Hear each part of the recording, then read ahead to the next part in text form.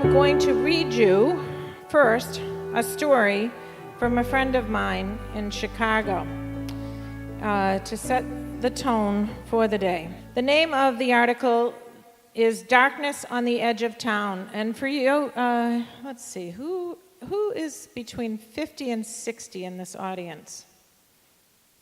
Oh.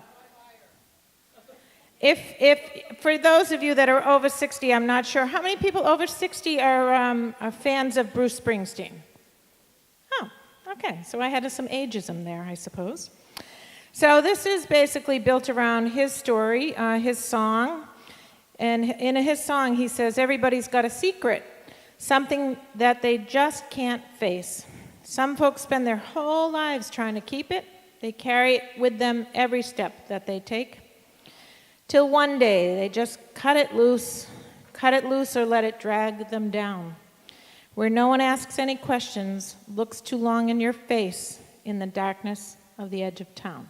Right? So I didn't know that Bruce Springsteen's song was that powerful and relative to this topic until my friend sent me this. And I'll read you her article. This is her story that she has given me permission to share. Darkness on the Edge of Town, an essay by C.E. Hannafin. There's a grocery store not far from my house that I pass just about every day. I rarely stop there because I prefer to buy my fruit and bread someplace else. It's just one of those places that sits on the periphery of my personal map of the neighborhood. For all the years that I lived in Tallahassee, I never had an idea that in the trees behind this grocery store, there exists another world. I stepped into this world one evening in January when the sun was setting and the air felt so damp and cold that my thickest wool socks couldn't keep my toes warm. I had left my gloves at home, so I kept my hands jammed into the pockets of my jacket as I skirted a sagging fence and entered the small patch of woods behind the store. I was trailing behind 4 other people who, like me, were working a volunteer shift that night for the Big Bend Homeless Coalition's annual point-in-time count. Our group was one of many teams canvassing the county to document the number of people currently experiencing homelessness in our community. Several people on my team had helped out with the point-in-time count before, but this was my first time. At the edge of the woods sat a small tent. Someone unzippered the opening as we approached, and a middle-aged woman with blonde hair stepped out. She smiled as she greeted us. Even in the fading twilight, I could see the blue and purple bruise that circled her left eye. As we talked with the woman, who I will call C, I realized I had put my hand up to my face to touch the bone under my own left eye. I knew exactly how it felt to have a black eye. C told us that she was staying in the tent with 2 male friends and she hadn't been there long. She had a full-time job she really liked, and no one at her workplace knew she lived in the encampment behind the grocery store right now. She didn't want them to ever know. C paused for a moment, then pointed to her bruised eye. She explained that she had fled the apartment she shared with her boyfriend because he kept beating her up. She expected that if he found her at the encampment, he would hurt her again and probably worse. C was planning to go to the local domestic violence shelter, refuge house, for help later that night, but first she wanted to buy a sandwich with the $5 grocery store gift card we had offered her. One of my team members asked C if she'd be willing to answer some survey questions for the point-in-time count, and she agreed. They stepped aside to talk privately, so I wasn't able to hear any more of her story. I stood near the tent while my teammates interviewed C and one of her companions. A black cat about the size of my own kitty Tigra ran up to inspect a small bowl of kibble that someone had placed on the ground near the encampment. My fingers pressed once more against my eye socket as I remembered another cold night more than a decade ago. Red welts on my face and body throbbing with pain. Tigra, still a little kitten then, yowling as I nudged her into her carrier and latched the door. The door banging shut behind me as I ran down the front steps to my car. C and I share the same story. There's one crucial difference in our experiences, though. When I fled my abusive boyfriend, I had somewhere to go.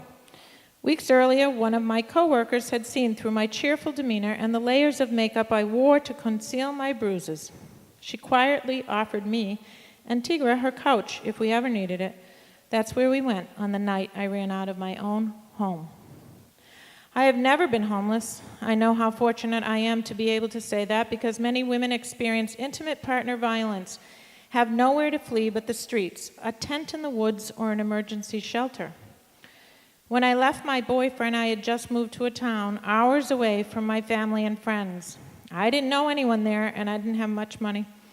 Tigra and I would have slept in my car if my coworker hadn't let us stay on her couch. That night was one of the worst of my life, and I can only imagine how much more awful it would have been if I didn't have a warm, safe place to sleep. At the encampment, my teammates wrapped up their interviews. C walked back over to our group. She thanked us for giving her the gift card and for listening to her story. We confirmed that she was still planning to go to Refuge House later that night and asked if she needed anything from us. C held up her red, chapped hands. It's really cold out here tonight. You don't have any socks or gloves to give out, do you? We didn't have anything to offer survey participants except the gift cards. I dug my hands deep into my own pockets, wishing I could pull out my own gloves to give to C, but my pockets were empty. One of my teammates said, "Wait a minute," and ran back to the van we'd arrived in to get her backpack. She pulled out her gloves and handed them to C. Then it was time to leave, so we could go to the next encampment on our list. As we drove away, I couldn't help but wish we could have done more for C.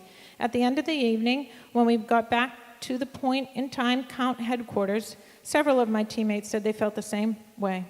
C had given us her cell phone number, so we called her to make sure she had a ride to Refuge House. She thanked us for our help and assured us that she had everything she needed. The staff at the Big Bend Homeless Coalition told us we had done everything we could and promised to follow up with C. As I drove home that night, all I could think about was going back to the encampment behind the grocery store and asking C if she wanted to sleep on my couch. I knew that Refuge House was the right place for C to get the long-term help she needed, but I was worried she wouldn't be able to make it there or her boyfriend would find her before they did. The staff at the Big Bend Homeless Coalition had explained that they were best equipped to provide help to C, so I didn't stop when I passed the grocery store on the way back to my house. A couch, a phone call, a ride somewhere. The things that stand between the world of safe, warm homes and the world of the encampment behind the grocery store seem so small. But those simple gestures can provide a lifeline for someone who has been hurt and needs help. I don't tell my own story often, but my experience with intimate partner violence forever changed the course of my life. I will never forget that, without the help of my coworker and later my friends and family, what happened one cold night could have pushed me down a path that was much darker than when I traveled. Since the evening I visited the encampment, I can't help but wonder how C is doing every time I drive past the grocery store. More than anything, I hope that wherever she is now, she feels safe. So that's very powerful, that story, this power of story. And, you know, this story is not a foreign story to people that work at a senior center, right?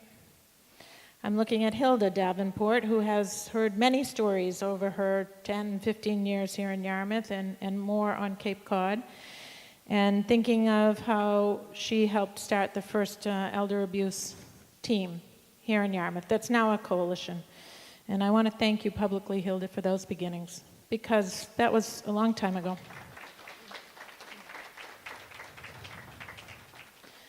It's not easy to take on a project and then let it go as it grows, right? That's a lot to ask of someone. And these topics are, I cannot tell you how many times she's come in my office to remind me of the homeless elder people that are on Cape Cod and how much shame she feels that that's on her beloved Cape Cod.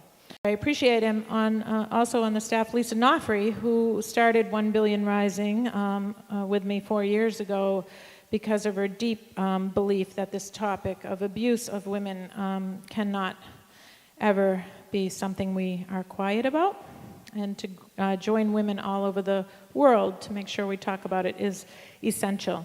So I'm going to ask you to get up and form not not a circle, but maybe like an egg here that will pretend is a circle right in the front. And you could actually, as you form a circle, try to stand next to somebody you don't know, or you don't know really well, or that you always wanted to get to know. Bring the circle this way, guys, so that everybody can fit in. You guys have to come this way. So you're all trying to stand near somebody you don't know, or you'd like to get to know. And you might want to just put your hands up in the air and kind of scream at the top of your lungs anything you're thinking, really loud. So now I'm going to ask you to do the same thing. Keep your hands up. You can shake your bodies a little bit for whatever stress or tension this topic is bringing to all of you. And I want you to scream at the top of your lungs to all the leaders in Massachusetts that need to help us with this topic of abuse against women of all ages. And I want you to scream as if they can really hear you all the way up in Boston. Can you do that? Okay, let it rip. Okay, now your videotape, we will send this up.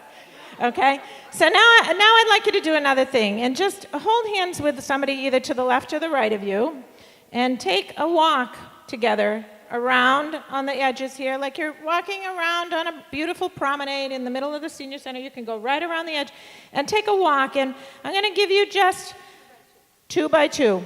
You decide in your team who's the apple and who's the orange. Okay.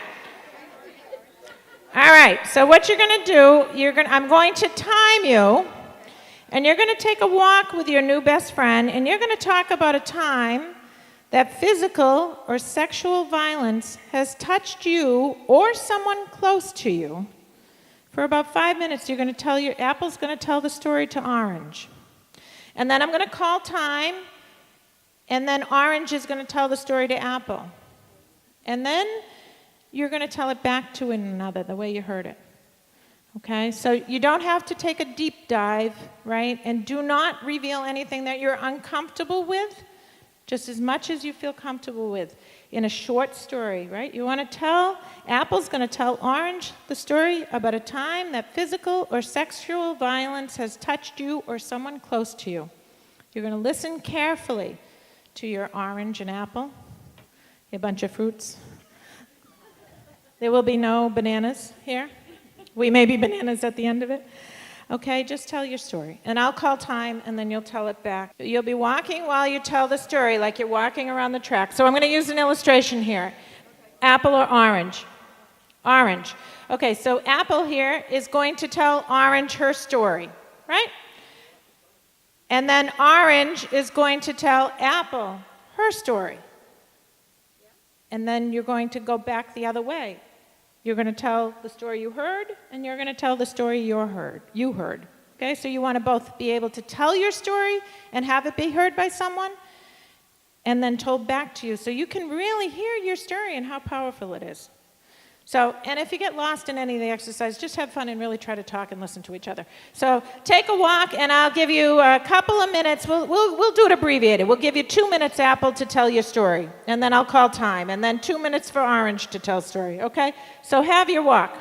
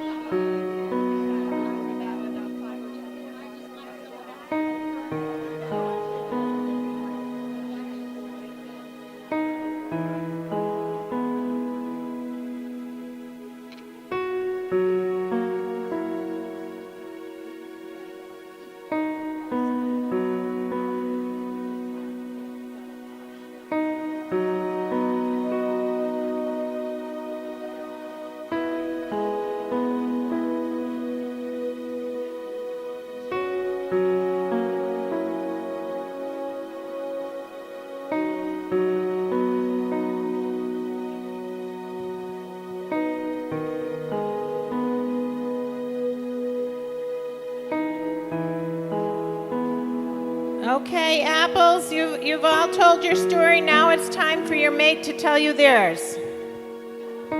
Raymond, you keep walking.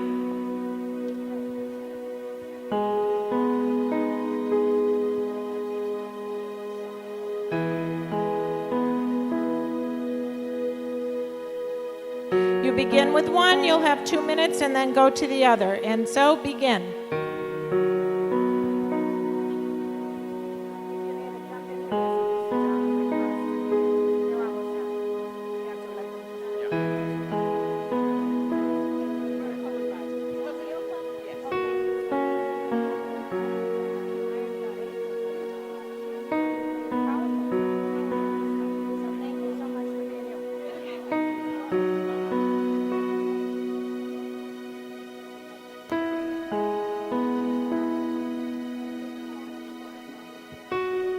Whoever's left to repeat back, you're on your final lap now. Okay, so you guys can wrap it up a little bit and come back. Okay, thank you all so much. So first I shared a story from my friend, and now you have shared stories with one another, and I'd like one person to just share with us now, come up to the mic and share how they felt about that experience, because this is something in Yarmouth that we want to build on, the power of storytelling. So if one of you would like to come up, and that was just really a short amount of time to pack all that in, and such a very, very painful question that I put in front of you for many people. So that was a lot, and you've been very good students. So if one of you would just come up and share, what do you think of that exercise, and how was it either good or bad for you? I'm Sherry Crowell. I ended up with a partner as a young man who's actually amazing. He's going to be a leader, I believe. And I have a son who, I told him at 14, was beaten by his own father in our house and taken out by cops because where we lived had no rights. And I've also been a victim of many things, which is also painful to tell. But I'm grateful to be here. This child has not, thank God, been through stuff, but he's here to learn and to be a change for his generation and to speak up. So I think that's pretty awesome, because you don't see a lot of young men here right now. So he's got a lot of courage. So thank you so much, and thank you. All right. So I think that's a fine example of how the power of story builds a beautiful thing between generations, right? And so Yarmouth, as you all probably know, we are a member of the World Health Organization Age-Friendly Community Network. We were second in the Commonwealth to become a direct member. Our team came together, the members of the committee are Sharon Teege, Chris Moran, Sharon Ladley, Janice Matheson, Jan Hively, Connie Farley, and Kathleen McPhee, with liaisons Jerry Bedard, Dottie Gunther, and Yvette Rubito. And we focus on outdoor spaces and buildings, social participation like you just enjoyed, transportation, housing, respect and social inclusion, communication and information, civic participation and employment, and community support and health, which this is really that category as well. And our team did this with an intergenerational lens. We feel very strongly that we should be talking about very important subjects like housing, transportation, and caregiving, and all of these other categories, and thinking about everyone of all ages when we do so. So we intentionally bring our youth in wherever we can to make sure we're having the multi-generational conversation, so abuse doesn't just start when you get to be an elder, right? Although we host this here as the Senior Center as a kickoff to talk about elder abuse, we really are asking the community to open up their hearts to a conversation about abuse of all ages, and not just women. So that's very powerful. I'm very, very proud of being a member of that team. Yarmouth has served as a catalyst for a regional initiative that is underway. And Governor Baker recently announced that his hopes for the state of Massachusetts to be an age-friendly state. So our team has worked very hard into open space where there was no space for collaboration. It's really an amazing group of women. And they couldn't get anything done here. Oh, and Jerry, our one good man. Great man. Man of the year.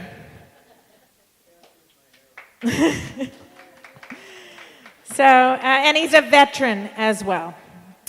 So, Oh, well, Ray's over on the other group. He can't have this limelight. We'll give Ray the limelight over in the Friends with other men that he do serve as well. But Ray is here to represent the Friends of the Yarmouth Council on Aging, and they worked very hard to fundraise for us and support us every step of the way. So Ray is here, and Sandy's here, but other members, Dell and Hugh, and you have so many new members, and I don't have their name here because you guys weren't sponsoring today, sorry.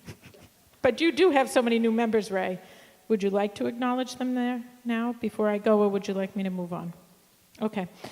So then I would like to also thank the staff of the Senior Center, and I'm doing these things backwards, but I'm really grateful for Diane Kane and Lisa Nofri and Hilda Davenport and Linda Colby and Karen LeBlanc, Ken Watson, Jane Spalina, our drivers Rich, Kathleen, Dick, and Kurt, and Steve, and David, and all of the volunteers that work so hard to make the Senior Center and senior services in the town of Yarmouth larger than life itself.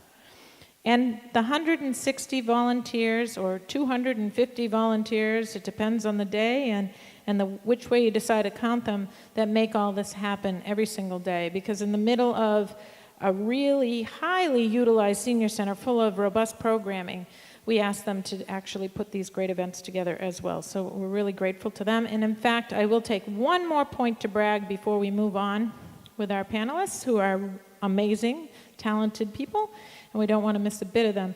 2017, Yarmouth took the National Finalist Award for Best Intergenerational Community in the nation. Right. Not because we are, but because we are trying. And I think that's very important, that everybody understand that effort in this world is recognized, and it isn't always about getting the first prize. It's about the journey of trying to continuously improve your community together.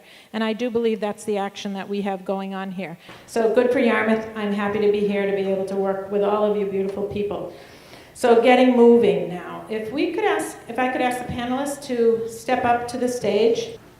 Barbara Burgo is the Commissioner of the Barnstable County Human Rights Commission. She earned her BA in Cultural Anthropology with a minor in Women's Studies from Rhode Island College as a non-traditional student in 2005. As a semi-retired, third-generation Cape Cod Verdean woman, her professional career included Human Resources Coordinator at Wheaton College, FEMA Deputy Chief of Information and Planning, Census Bureau Partnership Specialist, 2010, ESL instructor for Bristol Community College, Taunton Public Schools. She is the past state president of American Association of University Women, current AAUW College University Chair, lives in Brewster, and was the curator of the Harwich Historical Society's Cape Verdean Museum exhibit in the summer of 2012. She currently serves as customer service representative for Stop and Shop, and Barbara is the mother of 2 adult daughters. And Barbara is going to share her thoughts and her heart with us for about 10 minutes. And I'll watch the time for you, Barbara, okay? So welcome, Barbara.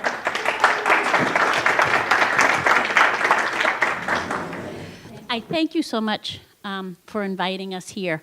Mostly, I thank you for being such a wonderful community for age-friendly. I would be remiss, and this isn't just a commercial, Jan knew I was going to look at her. I would be remiss if I didn't say why I'm still here. I'd had a divorce when I lived in Taunton, and that was another whole story. And I came here to Cape Cod, where my grandmother lived in Harwich, thinking all my life, coming over that bridge as a child, just to visit, that this would be the best place on earth to live. And I had asked my husband to move here. We didn't. And then I asked my children, when I got a divorce, move down here with me. They didn't. So when I was ready to semi-retire, I moved here on my own. And I cried. And I cried. And I suffered. I stayed with a friend, Jane Texera Henry, who owns the Inn of Treasured Memories. You just heard the story. The woman was never homeless. I was never homeless. I did not live in my car, but she, my friend Jane, allowed me to live in her house for almost a year and a half. I was absolutely shocked and horrified that as then a 61-year-old woman, I couldn't find a job. I couldn't find a living wage. You hear I'm working at Stop and Shop. So those of us here on Cape Cod who are seniors, or maybe, and someone taught me, I don't like the term, you may love it. So they call me a wash ashore. Okay? So here's me. I speak honestly, Jan, Kathy, know I do. So here's me, a black woman, Cape Verdean woman, senior citizen, wash ashore. Who's going to give that kind of a person a job? When I spoke at WeCan, I said, I'm a triple threat. I'm female, I'm black, and I'm old. Then I was a wash ashore too. And I applied for jobs at places like senior centers. Jan was, her name was given to me by my friend Jane. Go see this wonderful woman named Jan Hively, because I had even started 3 master's courses on gerontology at UMass Boston, thinking I'm heading to the Cape where it's very much a senior population. But I graduated older, but that doesn't mean less wise. Magna cum laude. So I was wise enough to know that if I'm going to the Cape where there's a senior population, I'm going to look like the young old. I can be young again. But what I didn't realize was this senior population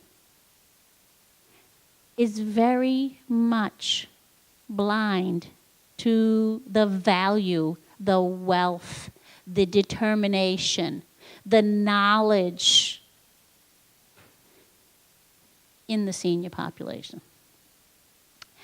And in the black people that live here. And in the wash ashores that come here.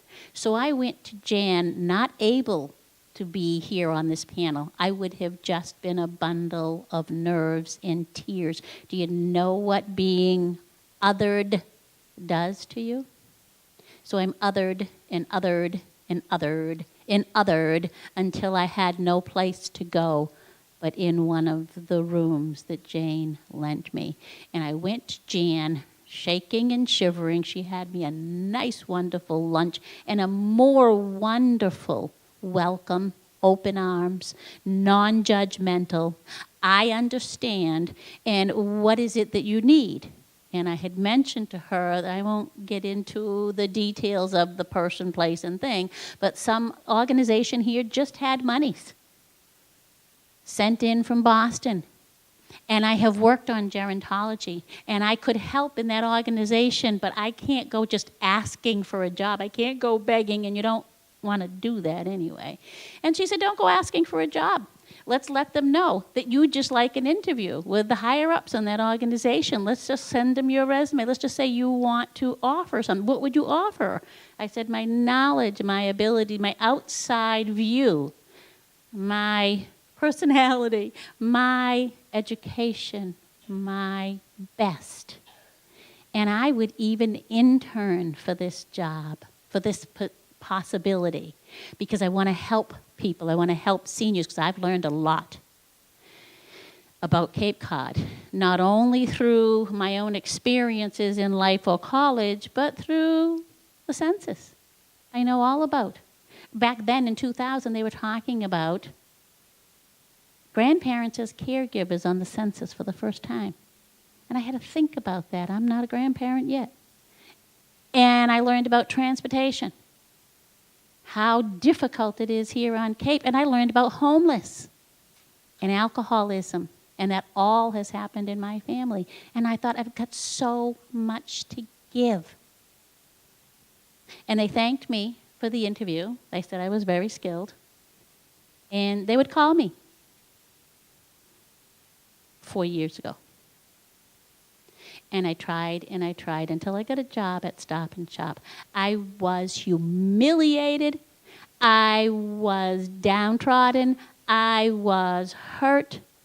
I couldn't believe I had to wait till 62 to even apply for senior housing.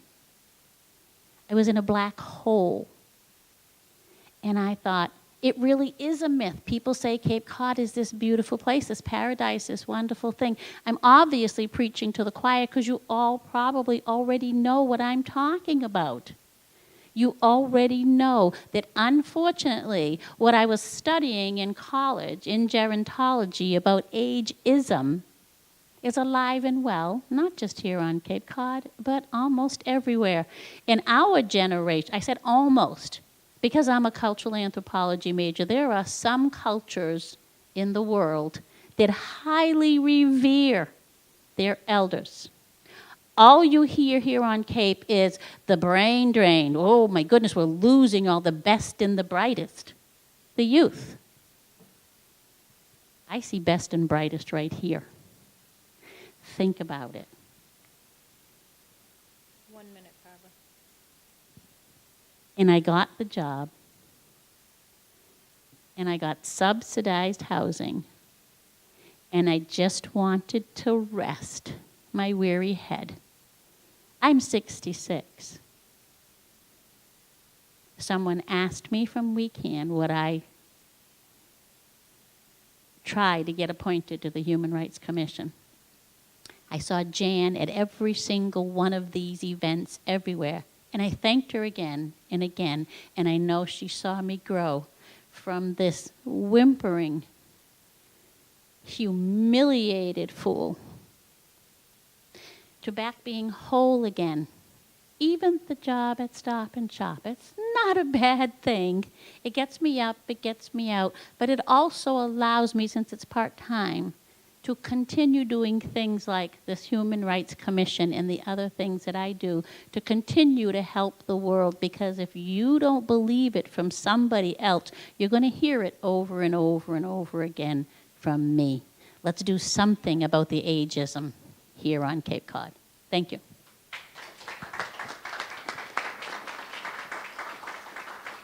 I'd like to introduce Penelope Penny Doobie.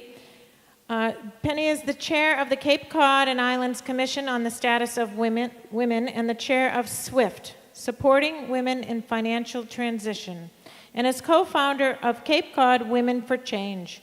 She has extensive experience in public health and urban public education, assessment, and evaluation, and is fortunate to have the privilege to focus her time at this stage of her life on women's issues. She serves as administrator and moderator of a number of online women's advocacies and support groups dedicated to encouraging women's civic engagement and support for issues that affect women's lives. Thank you for showing up today, Penny. Thank you, Kathy. Thank you. I am really delighted to be here for V-Day. This is the 20th anniversary of V-Day, and it's the first one that I've been a part of, and I'm sort of ashamed to say that. And we're here to celebrate what we can do to help other women. And there's one of the points, and I put some papers back on the table back there, violence against women can take a lot of different forms. It's not just getting punched in the face. There is financial violence. There are women who can't go places. There are women who look perfectly fine, but they've been bullied, and they've been humiliated. And there's a whole range of ways that women can be subject to violence. So there's a paper back on the table back there that I downloaded that just goes through this long list of ways that girls and women can experience some form of violence over the course of their life. And I think it was helpful to me because when I was coming here, I thought, well, let me see what this is about more clearly. The important thing for us, everyone in this room, is for us to do something. We all can do something. And it's moving from being awake to being aware, to being an ally to women who are in trouble, to being an advocate, to being an activist. And you can all find a door to get in to do something along that continuum. We all don't have to storm the barricades. We all can find a way to start by collaborating with other women's groups, by valuing each other's works, by not having any kind of turf issues with other groups that are working on projects, and building alliances between them. And I'm here, table just fell apart. I'm here today to talk about the Cape Cod and Islands Commission on the Status of Women, which is a real mouthful. The United Nations started the first Commission on the Status of Women long ago, and it was in 1971. And the first one was, it's been in existence for 71 years. The United States has had one for 51 years because Eleanor Roosevelt basically bullied John F. Kennedy into making it happen. Massachusetts has had one for 29 years, and the Cape has had one for 9 years. And we have a commission of 9 women. We're state appointees. We're subject to the open meeting laws and conflict of interest training, and there's all sorts of parameters around what we're allowed to do and what we can do. But the purpose that we serve is to listen to women, local women on the Cape and Islands. So our meetings move every month to a different part of the Cape, and the meetings are open to the public. And we hold our meetings, and then periodically we have hearings. And the hearings are a chance to bring women together and just listen. And we had one in November, I think was our first one this year. And we had 50 women show up.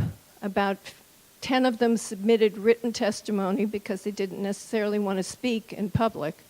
And another 13 spoke and talked about issues about housing, problems with landlords, problems with transportation, because the purpose of the commission is to serve as a conduit between those women and the state legislature. So the work that we do and can do to help around issues of violence is there a law out there that addresses this, that somebody's put forward? We will lobby for it. We will advocate for it. We will ask people to come to postcard parties, to call their legislators. So we listen to women to find out what bills might be needed, and then we talk to legislators to have dialogue with them about what are you doing, how do you see these issues, what can we do to help you, make these things happen. This year we had a hearing. We also did a survey, an online survey, and we had 700 responses from women, and from that we're collecting information about the concerns that we heard at the hearing and at the survey, and that will plan next year's work in terms of speakers we bring in and focus that we have and legislation that we'll sponsor. Back on the table there's a little pile of hot pink papers that talk about the 8 bills that were our priority legislation for this year. So last year we got together, we sat down, we talked about the bills that we wanted to sponsor and to really push. And there were 8 bills on that list. And of that 8, 4 of them, 3 of them were passed already, we're feeling really good about that. And one of them is probably going to be a referendum. So the bills were passed was a bill that was put forward that would, should the Affordable Care Act be canceled, that women in Massachusetts would still be able to have their reproductive health taken care of. And it wouldn't go back to women being left out on that. That was called the Access Bill, Advancing Contraceptive Coverage and Economic Security. That was passed. that we also sponsored, have really been encouraged trying to encourage people to support a bill against child marriage. There is no bottom threshold on how young a girl can be in Massachusetts to have her parents marry her off. And most people say, oh, you've got to be kidding, this is Massachusetts. But no, you can marry off a 12-year-old here. And so there's groups of people who are saying, we have to, it's not fair for girls who cannot take care of themselves to be married off. The housing court bill. There was, up until, and there still isn't, but next year there will be, and there was no landlord-tenant courts on Cape Cod. If you wanted to bring suit against the landlord because he'd been harassing you or saying, well, we can work out your rent a different way, you had to travel off Cape and go a distance to get to a court that would hear that.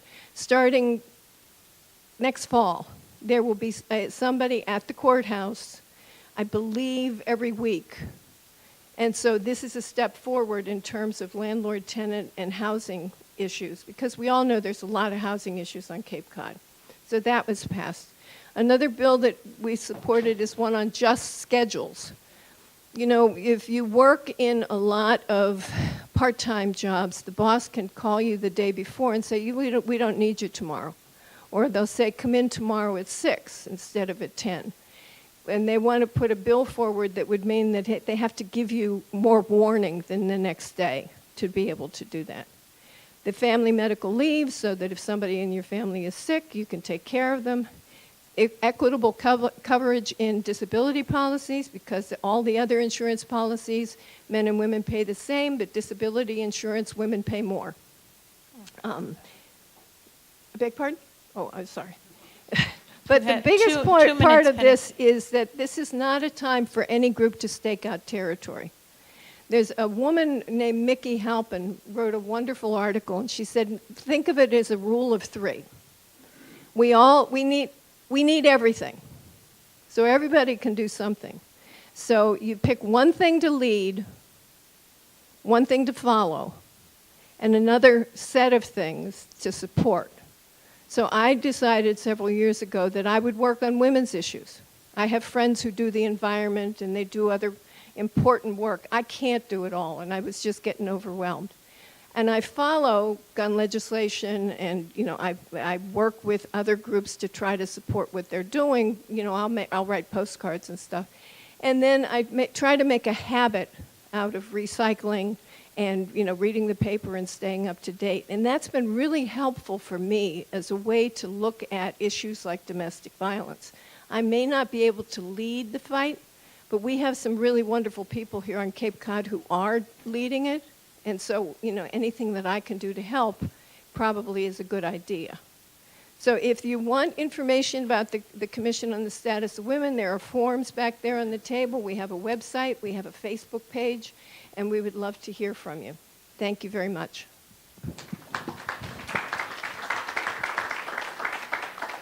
Just a housekeeping reminder that I failed to say in the beginning. You do have a postcard on your chair that allows you to collect your questions. We will have a Q&A at the end of all the speakers. So if something is really burning in your head that you don't want to lose the thought, please put it on that card, and then we'll collect them at the end and try to have a little Q&A session, okay? So I believe the way they were prepared, if you even know who you want to question, you can circle their name, okay?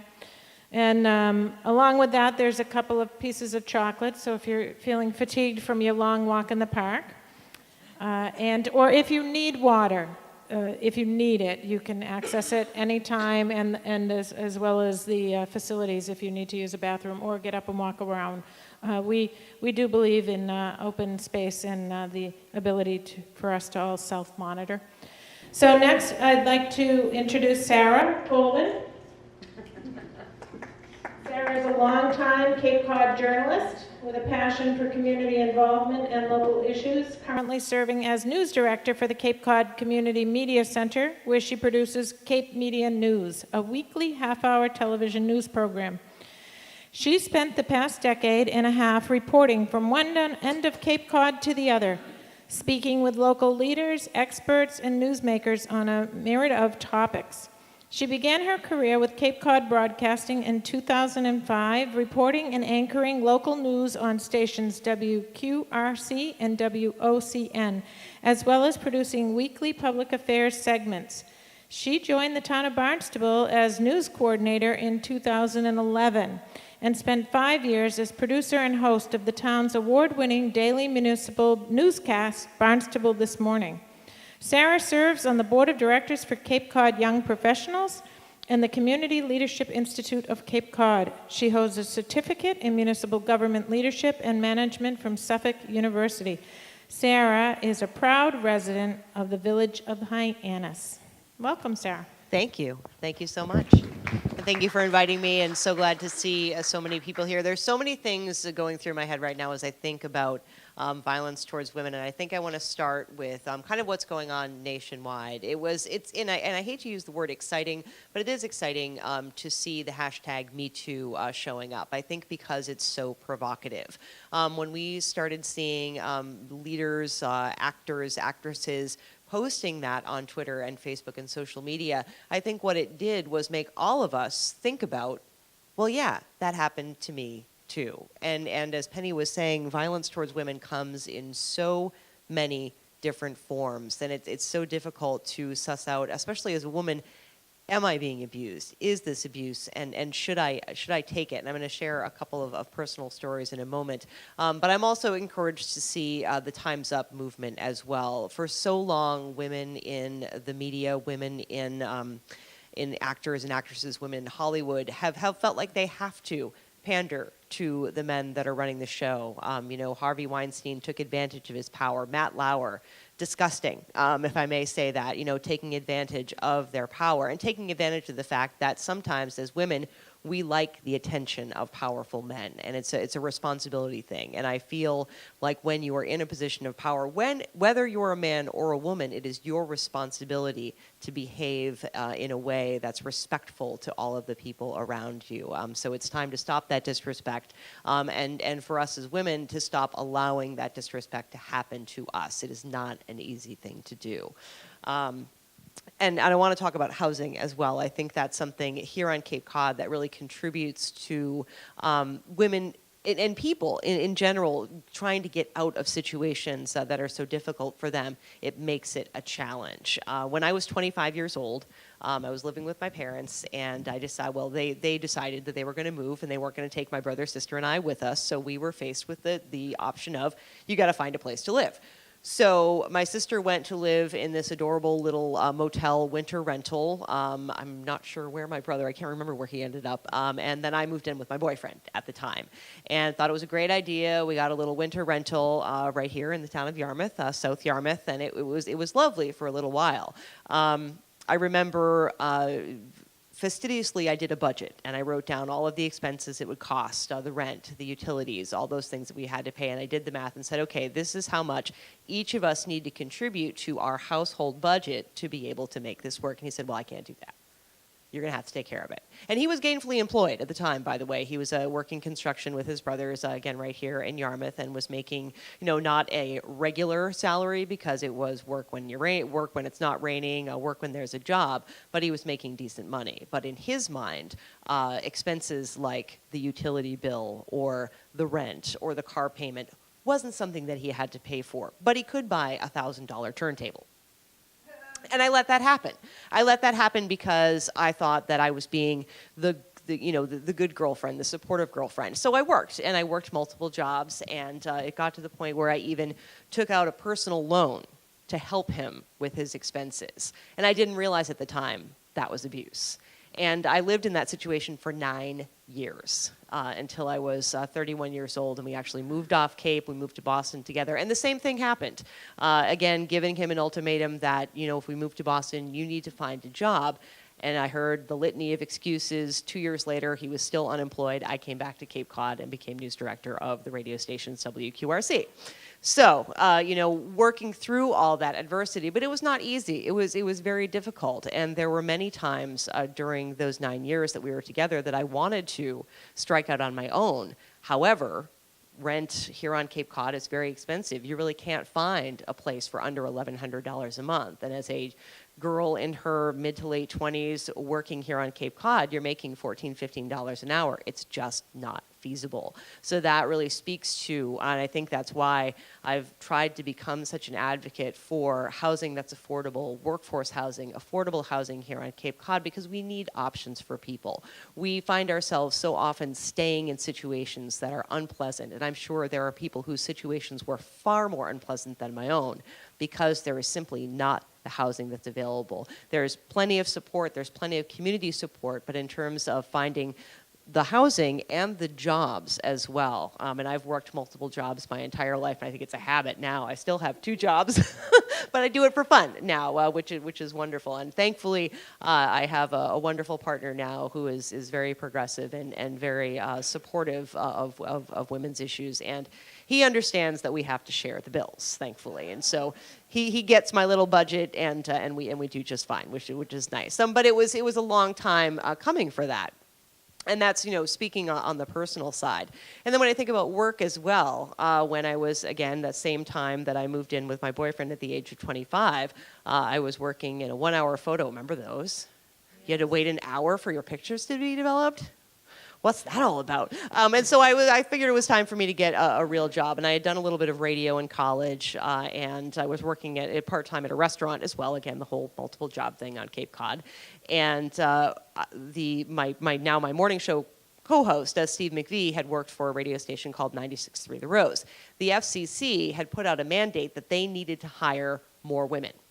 So he was looking specifically for women to fill spots in the radio world. And so pretty much sight unseen, he met me and said, okay, you have a little bit of experience. I need to hire you because I got to hire a woman. Which, good for me, right? That's great. But at the same time, it's, am I being hired for my skills, or am I being hired because you need to fill out a sheet that says I have X number of female employees? And I think that just that knowledge, 20, however long ago that was, has made me really determined that I'm going to make it in this business. I'm going to try my darndest to see what I can do. And thankfully that happened, or it continues to happen. And we're back together on the radio together, which is really a wonderful thing. But throughout my career, it's been interesting to experience a little bit of sexism, a little bit of sexual harassment on the job, which certainly happens. The one station that I worked for, there were lots of derogatory comments, lots of unwelcome gestures, lots of conversations that make one feel uncomfortable. There was an office that I worked in where my boss liked to take us all out for drinks on Friday afternoons, and we would have multiple drinks, and then the conversations would get very inappropriate. And you're in that situation where you say, okay, this is my boss, so I've got to listen to him, and I can't really stand up to him. Well, guess what? You can. And I think that that's what we're seeing now, is that we really do have to not just say, he's my boss, or he's my boyfriend, or even he's my husband. You need to stand up and take ownership for those things. And a lot of times it's not what people say to you, it's how you react. And nipping those things in the bud, making them stop, certainly important. And I feel like I've kind of gone all the way around with these things. But again, it's, I feel lucky to live in a community like Cape Cod. We certainly do have our issues with housing, with salaries, with jobs, and as a member of CCYP, we're really trying to work on that, but we certainly need the community support as well. What I like to see too, though, is so many strong women in our community, so many people to look up to. We have Dorothy Savarese, who's in charge of Cape Cod 5, and she's just an amazing human being. Wendy Northcross of the Cape Cod Chamber of Commerce. You look around and you see women in leadership roles here on Cape Cod, so there are people to look up to. I'd love to hear from them, from people like Wendy and from Dorothy about their experiences here and in the industries that they are in. And I've really tried in my career to not think of myself as a woman. I think of myself as a person, as a human being, and just step up and take the challenges and take those chances, and really don't think less of yourself, think more of yourself, and that's just part of it, is all of us being strong for each other and being strong for ourselves. And I will end there. Thank you for listening. The next introduction is for my friend and age-friendly community team colleague, Chris Moran. Chris has been on this journey to raise awareness to elder abuse and connect it together. We've been at this for 4 years now, Chris, so there is never an age-friendly community team meeting that she doesn't raise the abuse flag. And so we're really proud that you're on our team and keeping us all aware, Chris. Chris has worked at Independence House for the past 7 years. Oh, she lives in Yarmouth. It doesn't say that here, but I'm going to put that in. We're going to claim you. And is Director of Prevention, Education, and Outreach. In this role, she directs the prevention, education, and outreach efforts by responding to community presentation needs, collaborating with other agencies, supervising the mentors in violence prevention staff, co-facilitating the Enough Abuse campaign, and planning an overall prevention vision for Independence House. In addition, she serves on the Cape Cod Elder Abuse Coalition Board and Age Friendly Yarmouth for all ages. So take it away, Chris. Sarah, I got to tell you that at 25, it took me 2 weeks to get my pictures back. So that was a long time ago. So I'm going to open up with this statistic, which you probably won't be surprised at. It's listening to the previous presenters. But this is from a 2014 article from the Huffington Post. And the statistic is that between 2001 and 2012, over 6,400 American troops died in Iraq and Afghanistan. In that same period, over 11,000 women died due to domestic violence. So this is a, excuse me, I get a little emotional. This is a serious topic, but because what we've experienced here, and this is not about women whining, this is about a culture that is getting better, but women do not have a voice. And so what I'm going to do is just share you a little bit about Independence House, what we do, but I want to spend most of my time on taking the layers away of, why does abuse happen? And what can we do, and what are we doing to address the issue? How do we break that cycle of violence? So very quickly, I'm assuming most of you know who we are. We serve all survivors of domestic and sexual violence, ages 6 and up. Our services are free. We have 3 satellite offices in Falmouth, Orleans, and Provincetown. Our programs address domestic violence, sexual violence. We have counselors who counsel children who witness violence. We have a teen program and court advocates who focus on restraining orders. What do I have to do to get a restraining order? And then our new service, you might have read in the paper, we've opened up an emergency domestic violence shelter. We also have a wide range of support groups. And people come to us through different paths. They call the hotline. They always are asked to come in for an intake. Human service providers, family and friends, their self-referral. We also accept walk-ins. So we try to meet the needs of people who come through our doors. Specific populations sometimes are hard to reach, and one of which is older adults. And so, as Kathy has shared, we sit on the Age Friendly Yarmouth Committee to bring that voice to the table. And I will say that it's not a welcome voice in a lot of places. It's just people don't want to talk about it. But Senior Center Yarmouth was very open to that, and I appreciate that a lot. And and also we serve on the Cape Cod Elder Abuse Coalition. We know that adults 55 and older, they grew up in a time where abuse was a family problem. It wasn't, you didn't air it in your, out in your dirty laundry in the, in public. It was also a time when patriarchy was maybe even stronger than today, although that might be questionable. But patriarchy was, in the home when men were expected to dominate and women were expected to submit. And so back in the 50s and 60s, or even prior to that. So we reach out to everybody, but one of the difficult population is older adults because of their own experiences. People come through our doors filled with shame and blame. They usually come to us when it's like really, really awful. And the reason that they are filled with shame and blame is because they've heard over and over again that they're not worth it, that they are stupid, nobody else wants you, don't you, on and on and on. And so our goal through counseling is to get them to a place where they realize that no one deserves abuse, no matter what, and no one needs to have control over anybody else and make them feel less than they are. That they have a voice, they can make decisions, and that everyone has the right to make a mistake and not be caused harm because of that.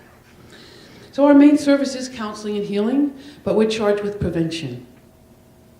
And so one of my goals is just to be visible in the community, because again, people don't want to talk about this. I have a friend that says, not quite a toe tapper conversation, Chris. And so we just show up. And a very common visibility is when we table in different places. And the people who come to our tables are mostly survivors because they get it. They know what's going on. But the other thing is that we, as I've been mentioned here, we need to put language to this. We need to put the language to domestic violence, sexual violence, child sexual abuse. Because by not talking about it, that adds to the shame and blame. And silence is the best strategy for an abuser. Okay? Excuse me. Otherwise, the silence and the trauma continues. It's what keeps abuse going, is the silence. And as Sarah mentioned, this Me Too campaign, the Time's Up campaign, is the start of actually women being listened to. So it's awful that all these women and men have had this abuse, but it's a great because it's been disclosed. Okay, so we have to look at, why do men abuse? Women abuse, okay, we know that. But the statistics show that 85% of the perpetrators are men. We also know that men don't come forward, so we really don't have a statistic on men and abuse. But we do know it happens. And our services are open to men as well. And just for your own knowledge, the percentage of 1 in 5 or 1 in 4 people who get abused is the same as in same-sex relationships. So abuse is a repetitive, demeaning behavior where one person has to have power and control over another. And as Penny has said, abuse is physical, but it's also verbal, emotional, psychological, financial. The non-physical abuse leaves no bruises, and so it's awful. It's hard to really prove that. So is this a learned behavior? There's many theories, I guess we'll say, on why does this abuse happen. We have lots of things going on about stopping it, intervening and such. But my job, my vision, is how do we take those layers away and really look at what is causing abuse? And so, abuse is a choice, all right? So it's preventable. So I want to put out there, patriarchy, racism, and the media are big contributors to abuse in our country. Abuse is it's accepted in many, many ways. We know through TV shows and violence, the bad guy, there's never a TV show or a movie that's really good that doesn't have a lot of violence in it. So we've come numb to it. We've come numb to what violence really is and how it affects us. How many minutes do I have? 1. Oh, Two? wow. Yeah, please. Okay, great. If we look, so basically, if we look at our nation, if we look at the history of our nation, we can look at a country run by white men who use their power to control other populations, right? Other populations who are not white men like them. We can look at the Trail of Tears, slavery, and the internment of Japanese just as a start. So historically, maybe through osmosis, with patriarchy, with men giving that right to have control over whoever, it's an accepted culture, right? So how are we stripping these layers away? And I'll speed up here. So what we're doing here in this community is we have 3 major programs. Mentors in Violence Prevention is a club that students join in the high school. It's optional. But students get an all-day training on sexual coercion, dating violence, red flags, consent, and bystander intervention. What do I do if? Okay, and so the goal is that the students would then bring some kind of event to the rest of the student body around healthy relationships. But we know that we're talking about changing social norms, so it's something that people have to hear over and over again. So we're working on how to spread that. The Enough Abuse campaign is about community members, adult community members, stepping up and looking at the red flags. The campaign is about preventing child sexual abuse. There's a real link between child sexual abuse that goes unnoticed, that goes denied. So Enough Abuse, we're part of a collaborative team that goes out and has presentations on education. So adults of any kind will understand why it's a public health problem, what we can do, and what keeps it a secret. And the final thing is that we have created a men's initiative. We need men to be part of this movement, to be allies to stop the cycle, right? We need men to be examples for young men.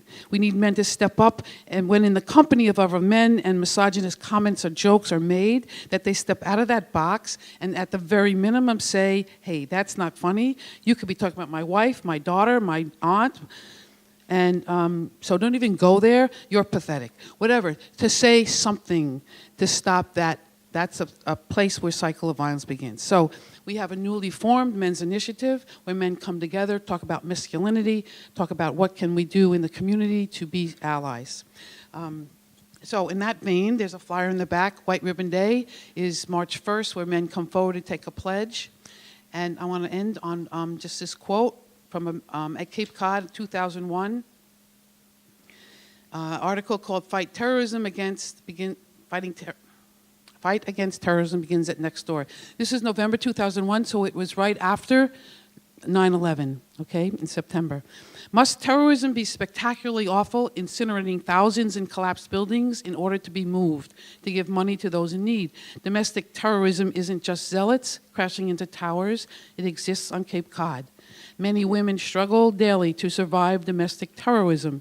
Is it just that they suffer quietly, one at a time, and it doesn't seem as spectacular? So we serve one of the most courageous people in the world as survivors, and I want to thank you for the time, and I really thank you for my overtime. I really practiced to get under 10 minutes. All right, so our last is our youngest, and it is a proud connection that we have because of our focus on intergenerational experiences. We are, our intention is clearly to make sure we hear the voice of our young people on everything we talk about and connect these abuses across the ages and other topics as well. So Riley Vaughn is a junior at Dennis Yarmouth High School. She is vice president of the DY Leo Club, vice president of the DY Historian of Tri-M, is that right? An active, I don't know what a Tri-M is because you're going to have to help me with that, an active member of the National Honor Society. After high school, Riley plans to commit to biology as her path of study and to focus her attention on the medical field. Being a female has certainly taught Riley that having a voice is the most important part of being human. For as long as she can, she intends to dedicate herself to aiding any and every person in a difficult or unjust situation. She believes that with activism and love, no person will stand alone. Welcome, Riley. So I'm very honored and also apologetic that I have to follow up after these 4 women. So I thought I'd give you guys a high school perspective on these issues. So I think I first started to notice a disconnect between the genders in our society at a fairly young age. After the years of casual taunts like, you hit like a girl, I'm very surprised that I didn't notice these issues earlier.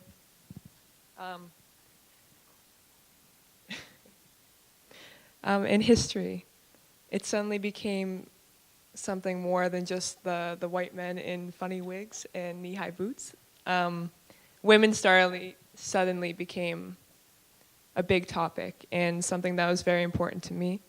But the history books, they didn't have time for the tedious lives of women before the late 1800s because simply they weren't allowed to do anything and they did nothing at all.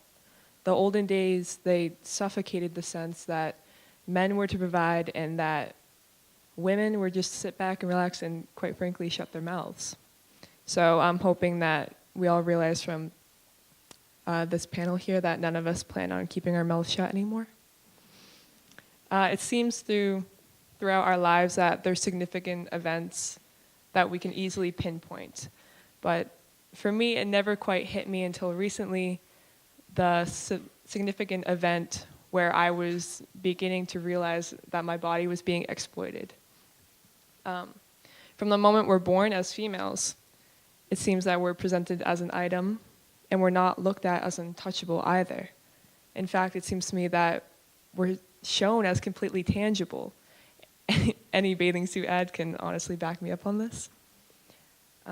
It's no surprise that high schoolers are influenced by the media. We don't have any other resource except maybe walking past Channel 7 on our way out the door for school besides social media. So this country that's overloaded with media image is definitely affecting everyone in the country, and most importantly and significantly, the high schoolers and the youth.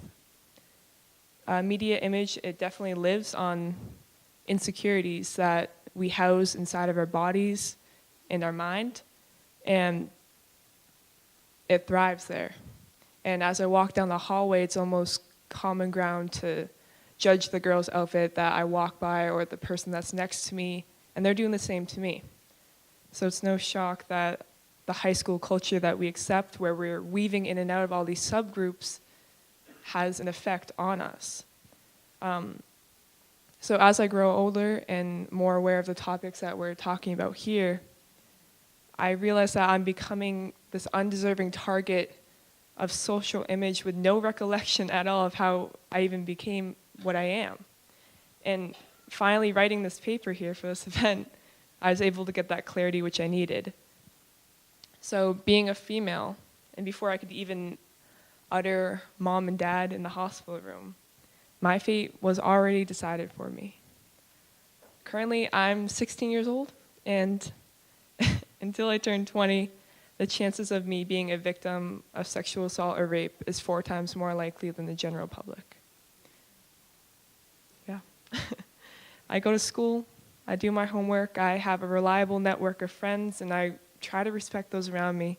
Yet, because I was born the gender I am, I'm 4 times more likely to be hurt in this room than any adult here. So, hopefully this statistic can't live forever.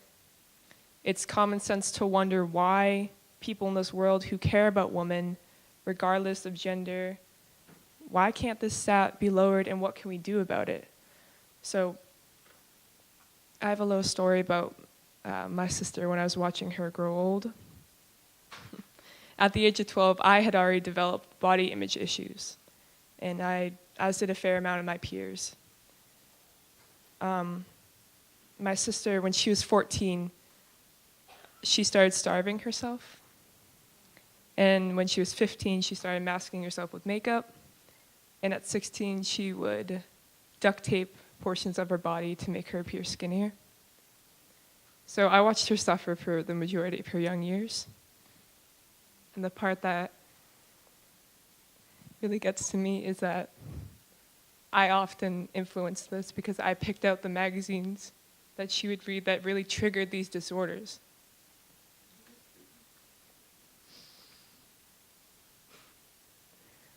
And so, we look to the media now, and I'm sorry, I know this is your area, but we see all these issues here about women, and we don't talk about the marginalized women in other countries either.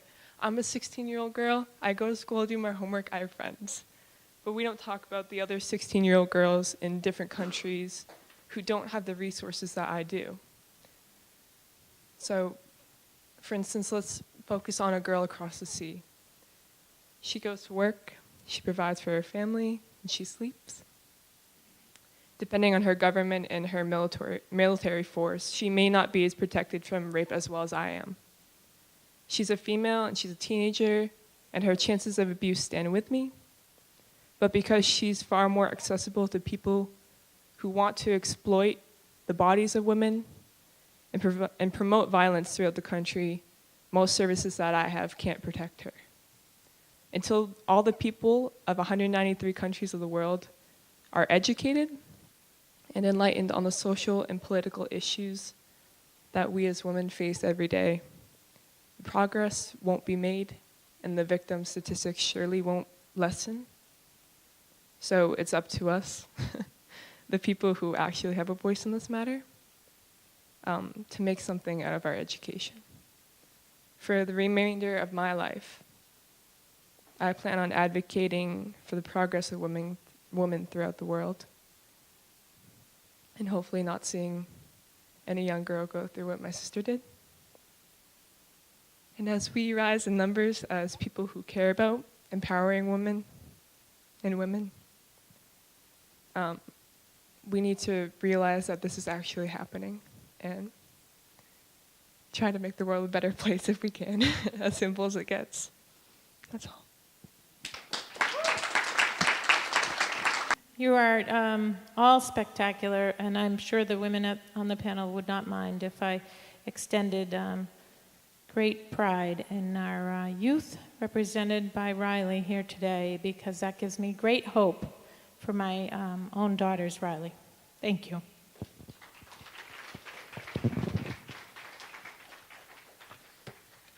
Okay.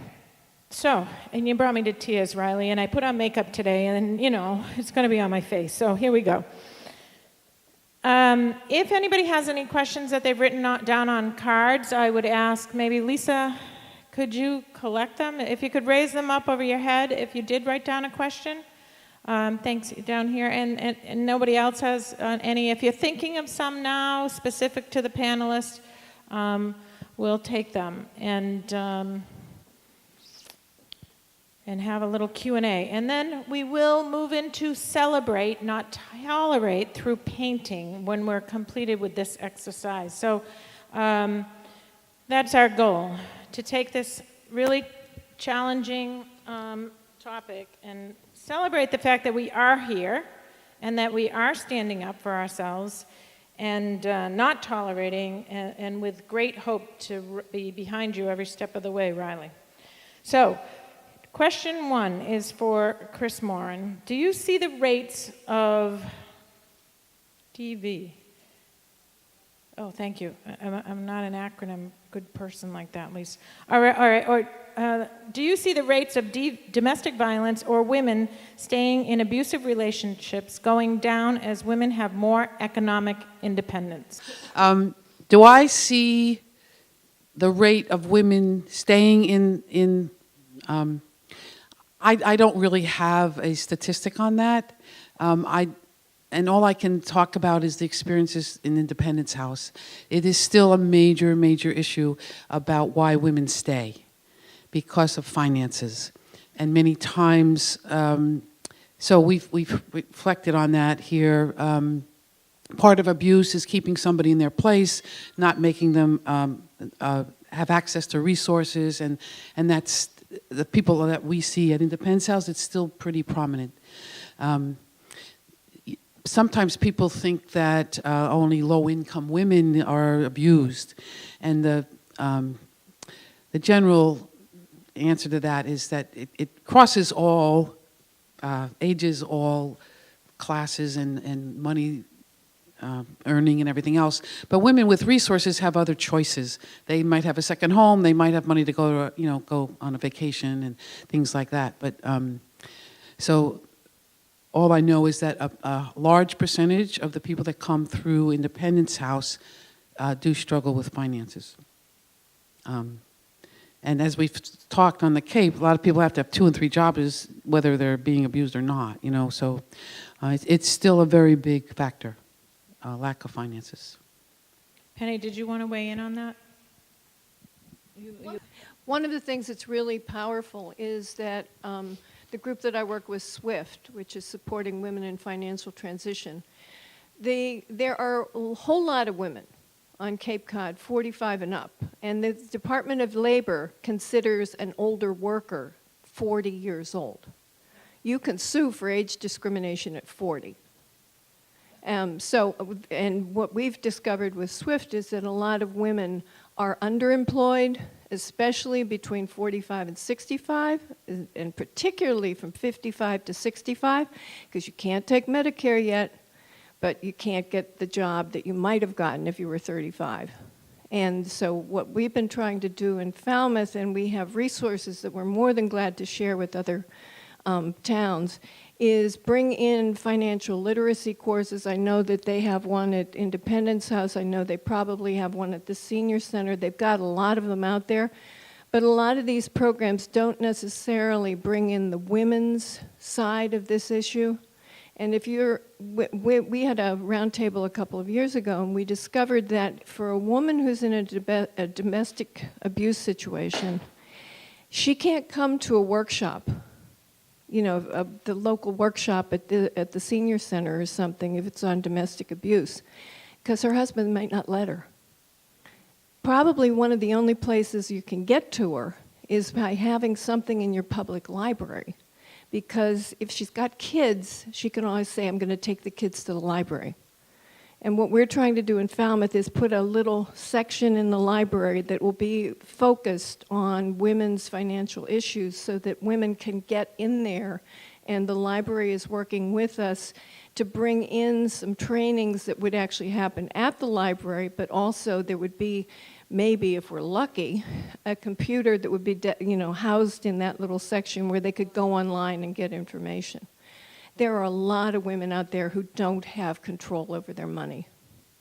I grew up in a generation where, I'm 72, so my childhood was spent with the idea of you do what you're told to do as a woman. We have a lot of younger women who think they have more freedom than they might after they get married.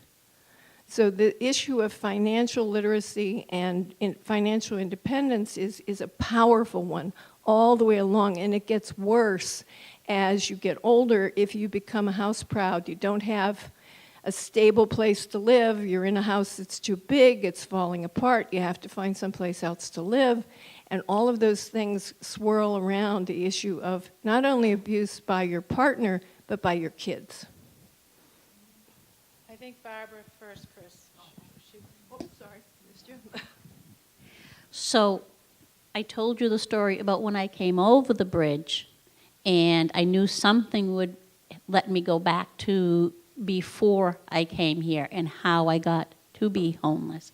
Working for the Census Bureau, I was making $75,000 a year. I had my own home. When I was married for 25 years. He cheated on me with my cousin, and they have a baby. And when I was getting out, my lawyer said I waited too long. I then made more money than him. He was then on Social Security because he had a back injury, and so my retirement had to go to him. If I didn't pay him off, it could be that I would be paying him alimony for the rest of my life. I finished putting myself through school with some of my money that I had to sell the house with. And I was collecting from the census top dollar And I had 100 grand in the bank when I came here. A year and a half out of work to pay off school loans, my daughter's school loans, because he was now taking care of his new baby with my cousin, to pay for all of my living expenses. How far do you think $100,000 is going to go? So housing being the big issue. Oh, and by the way, there was another man who was interested in me, and I thought, this would be nice. And I got a carat diamond, and we were middle class. And because people don't talk about domestic violence, and because people hide it all the time, it took me 8 years to find out that he had molested his own daughter. What does that do to me? I sold the house. I had him put on the pedophile list. I moved down here hoping for better life and come into all of this. I didn't say much about the Human Rights Commission per se, which everyone else discussed theirs, because I automatically think, this is all human rights. You all must know. But just in case some young folks don't know, and I'm honored to be here with you, because I lost my brother to suicide. Because he had seen my father choking my mother. I said this on the radio, so I wasn't going to go through the whole thing again.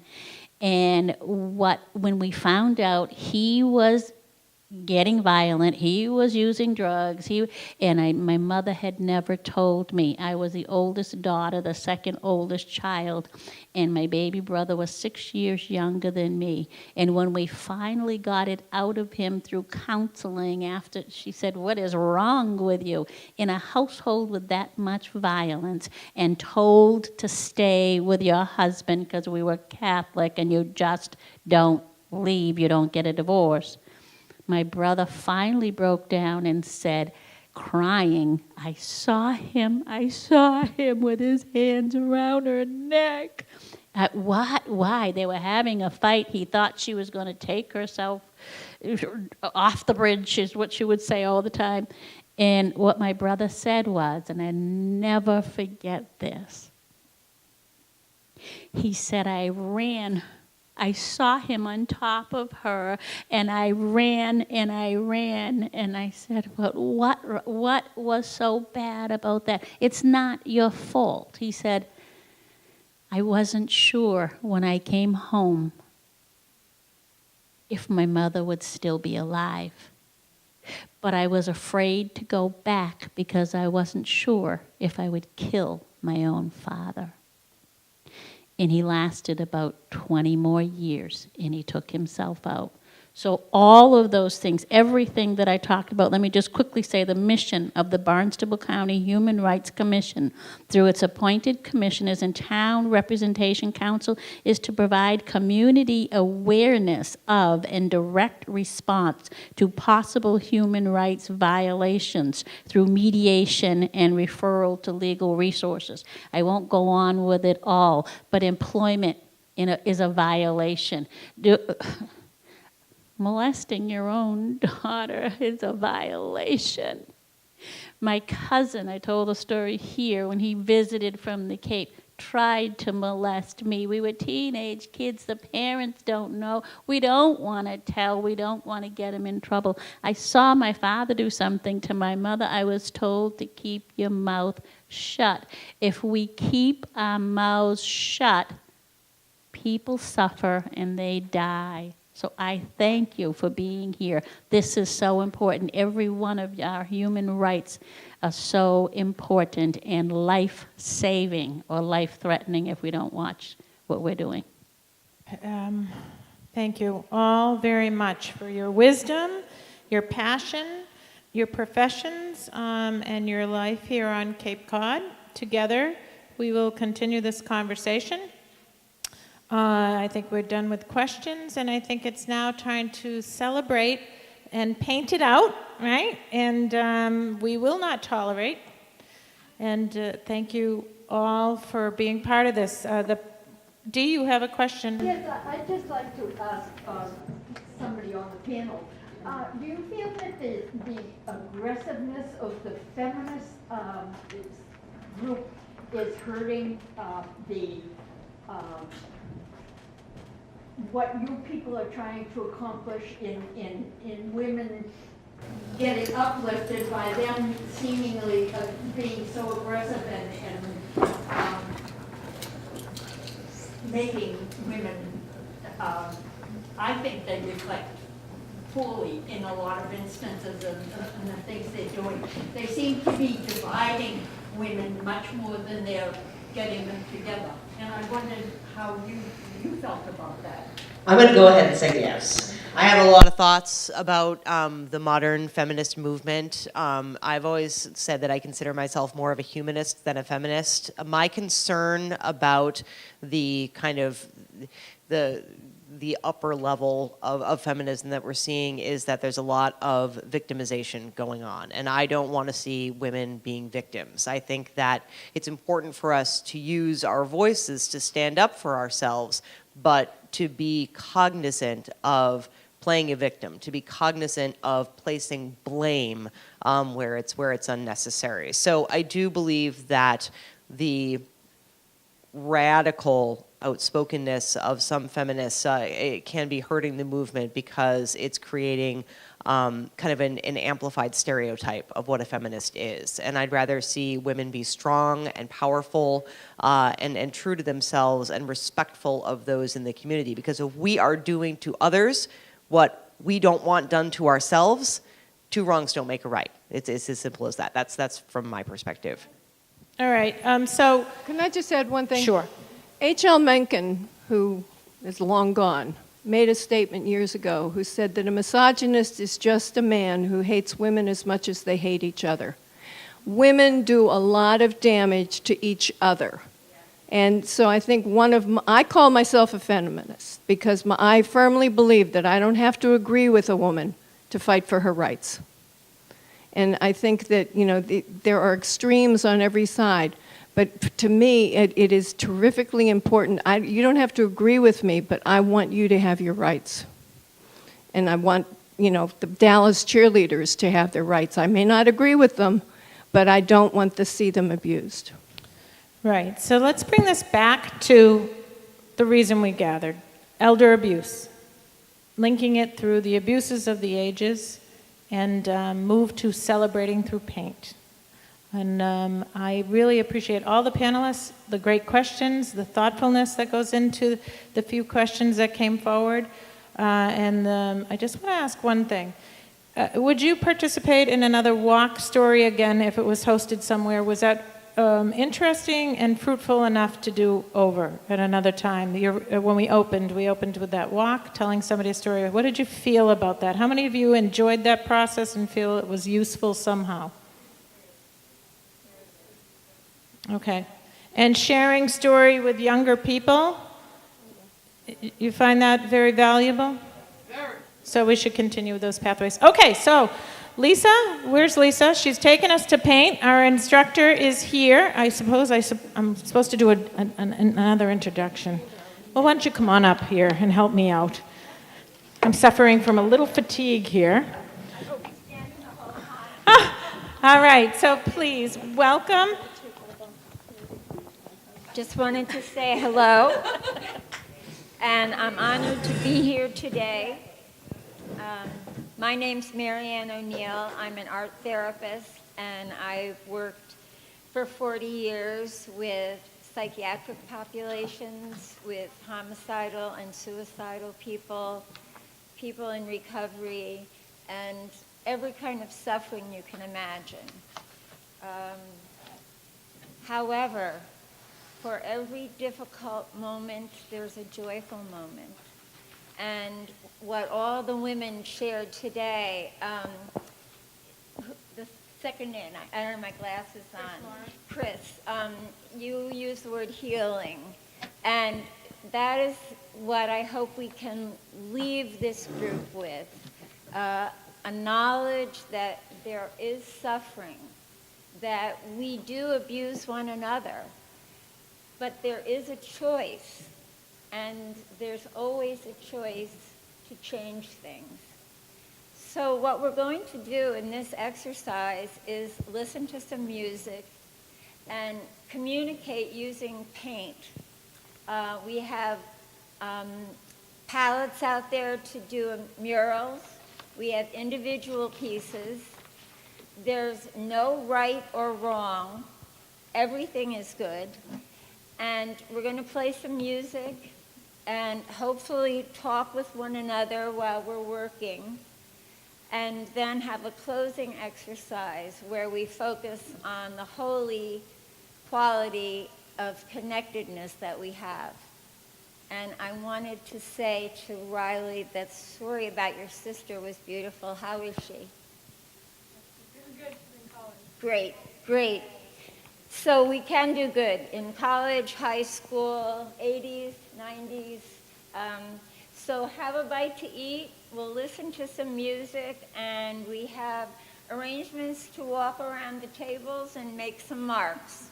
So I have a question. Do they just, okay, they've eaten. Now they go up to the table and they put themselves in front of a piece of paper? I mean, I'm not an artist. I don't know what I'm doing. That's all right. It will be very obvious. We have paint, we have brushes, we have paper. I'll be walking through. You can make one mark. You could make a whole painting, small ones. They can refer to your thoughts. You can write words if you wish. And the Senior Center is hoping to have a show in June, I believe, of this work. So if you decide to take it home, you can bring it back or leave it with us.